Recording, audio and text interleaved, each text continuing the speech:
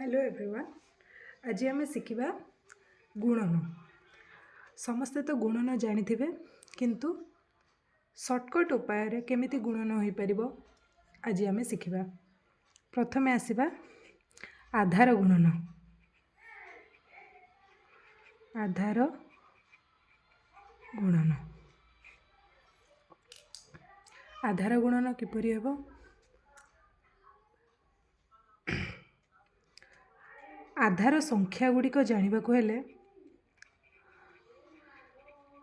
आधार संख्या जेपरिक 10, 100, 1000, 10,000 एगुड़ी को आधार संख्या कह जाए।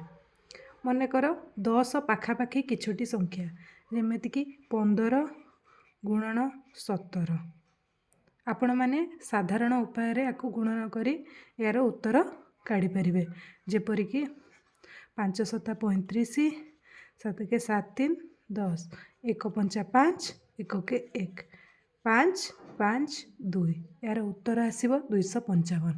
जदि मुझे आधार गुणन माध्यम गुणन करी यार उत्तर किपरि सहज आ सरल उपाय हो पार देखु। 15 गुणन 17 यार आधार संख्या हूँ 10, जेहेतु ये 10 पाखापाखि और निकटवर्ती संख्या। 10 ठारू या केते बड़? 5 बड़, तो मु लिखिदेली 5। 17 10 ठारू केते बड़? 7 बड़। एबे आमे एमती मझिरे एक गार दबा 5 गुणन 7 एवं 15 युक्त 7 यहीपटे लिखिदबा। एक आम 17 युक्त 5 लिखिपार था। एका उत्तर आसब 15 युक्त 7 22, 17 युक्त 5 22। एबे 5 गुणन 7 35, 15 युक्त 7 22। एकक घरे केवल दुईटी संख्या रही पारिबनी, गोटे संख्या रहिबो। जेहेतु 10 यार आधार संख्या 10 रे केवल एकटी शून्य अच्छी, तो डाहाण पार्श्व केवल गोटे नंबर रहिबो जेमती कि 5। तो 3टी एपटे आसी युक्त हो 22 युक्त 3 25 ये 5। तो उत्तर है 255। देखिले उत्तर किपरि आसिला। जदि मु 12 गुणन 13 करि थांती, यह 10 ठारू केते बड़? 2 बड़। यह 10 ठारू केते बड़? 3 बड़। तो एमिति गोटे मझिरे गार देदेवे। 2 गुणन 3 6, 12 युक्त 3 किंबा 13 युक्त 2 15। तो उत्तरटी हो 156।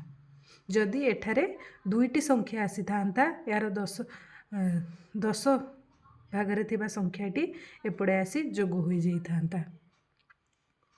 बुझीपारे आधार गुणन। एबे आमे जिबा यह थिला आधार संख्या 10। आधार संख्या 10। एबे जिबा आधार संख्या 100।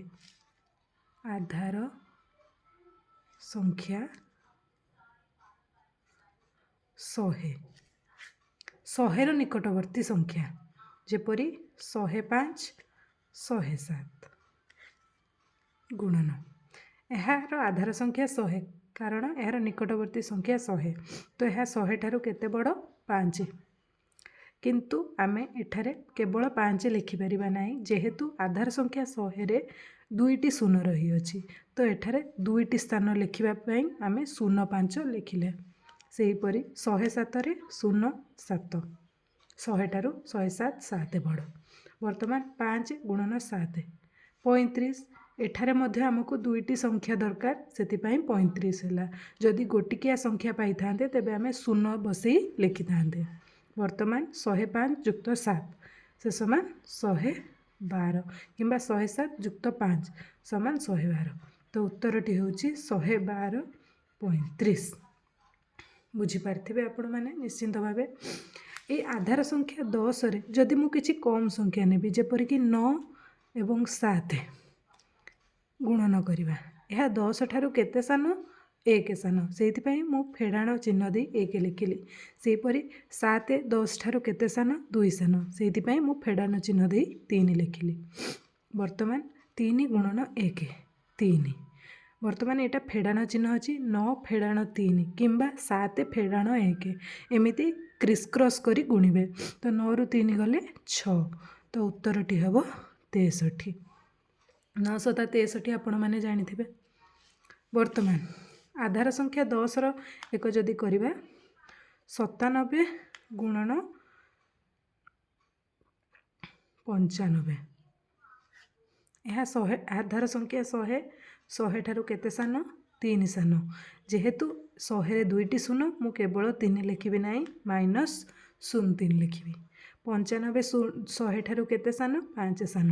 05 ଆପଣମାନେ ବୁଝିପାରିଥିବେ କାହିଁକି 2ଟି ମୁଁ 05 ଲେଖୁଛି। ଯେହେତୁ ଆଧାର ସଂଖ୍ୟାରେ 2ଟି ଶୂନ ଅଛି ସେଥିପାଇଁ ମୋତେ ଏ ଜାଗାରେ 2ଟି ସଂଖ୍ୟା ଦରକାର।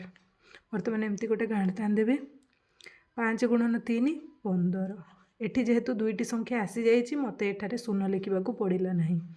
ବର୍ତ୍ତମାନ 97 ଫେଡ଼ାଣ 5 କିମ୍ବା 95 ଫେଡ଼ାଣ 3। ତ 97 ଫେଡ଼ାଣ 5 92। ତ ଉତ୍ତରଟି ହେଉଛି 92 15। ଆପଣମାନେ ନର୍ମାଲ ଗୁଣିକି ଏହାର ଯଥାର୍ଥତାଟା ପ୍ରମାଣ କରିପାରିବେ। ବର୍ତ୍ତମାନ ଆଉ ଏକ ପ୍ରକାରର ଶିଖିବା ଆଧାର ଗୁଣନ।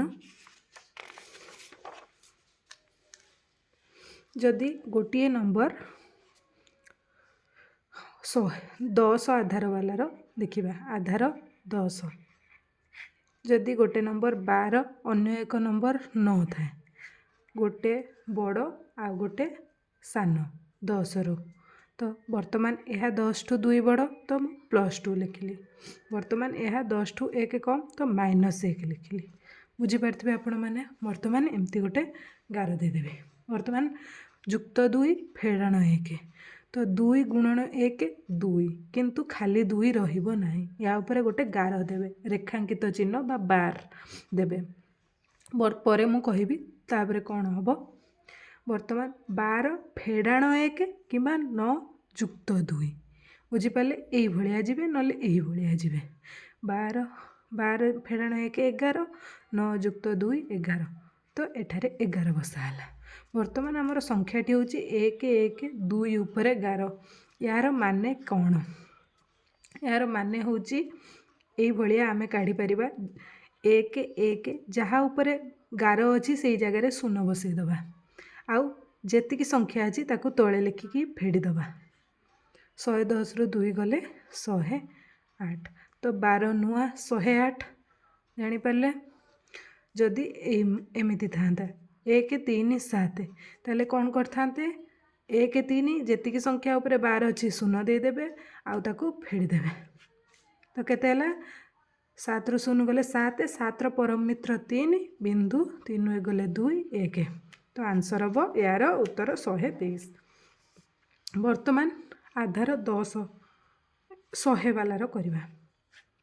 ମନେକର 105 ଆଉ ଏକ 97। ଗୋଟେ 100ରୁ ଅଧିକ ଗୋଟେ 100ରୁ କମ୍। ତ ଏଇଟା 5 ଅଧିକ କିନ୍ତୁ ମୁଁ 5 ଲେଖିପାରିବି ନାହିଁ 05 ଲେଖିବି। ଫେଡ଼ାଣ 100ରୁ 3 କମ୍ ତ 03। 5 3 15। ଯେହେତୁ ପ୍ଲସ୍ ଏଠି ମାଇନସ୍ ଅଲଗା ଅଲଗା ଚିହ୍ନ ଅଛି ସେଥିପାଇଁ ଉପରେ ଆମେ ଦେଲେ ବାର୍ ବା ଗାର। ବର୍ତ୍ତମାନ 105 ଫେଡ଼ାଣ 3 କିମ୍ବା 97 ଯୁକ୍ତ 5 ଦୁଇଟି କଲେ ଏକା ଉତ୍ତର ଆସିବ 102। ଏବେ ଆମେ ଲେଖିବା 102 15 ଉପରେ ବାର୍। କେମିତି କାଢ଼ିବା ଆପଣଙ୍କୁ କହିଲି 102 ଯେତିକିଟା ଜାଗାରେ ବାର୍ ଥିବ 0 0 ଦେଇଦେବେ। ତାପରେ ଯେଉଁଟା ଥିବ ତାକୁ ତଳେ ଲେଖି ତାକୁ ଫେଡ଼ାଣ କରିଦେବେ। 5ର ପରମିତ୍ର 5 ବିନ୍ଦୁ 1 1 2 2ର ପରମିତ୍ର 8 ବିନ୍ଦୁ 2ରୁ 1 ଗଲେ 1 0 1 1 0 1 8 5। ବର୍ତ୍ତମାନ ଆପଣମାନେ ଆଧାର ଗୁଣନ ବହୁତ ଭଲ ଭାବେ ବୁଝି ଯାଇଥିବେ। ଯଦି କିଛି ଡାଉଟ୍ ଥିବ ଆପଣ କମେଣ୍ଟ ସେକ୍ସନରେ ପଚାରିପାରିବେ। ବର୍ତ୍ତମାନ ଆପଣଙ୍କ ପାଇଁ କ୍ୱେଶ୍ଚିନ୍ ହେଉଛି ଆଧାର 1000 7 ଗୁଣନ 1000 9 997 ଗୁଣନ 995 1005 ଗୁଣନ 992। ଆପଣମାନେ ଏଇ ତିନୋଟିର ଆନ୍ସର୍ କରି ନିଜର ବୁଦ୍ଧି ପରୀକ୍ଷା କରିପାରିବେ ଆପଣ କେତେ ଦୂର ବୁଝିଲେ ନା ନାହିଁ। ଧନ୍ୟବାଦ।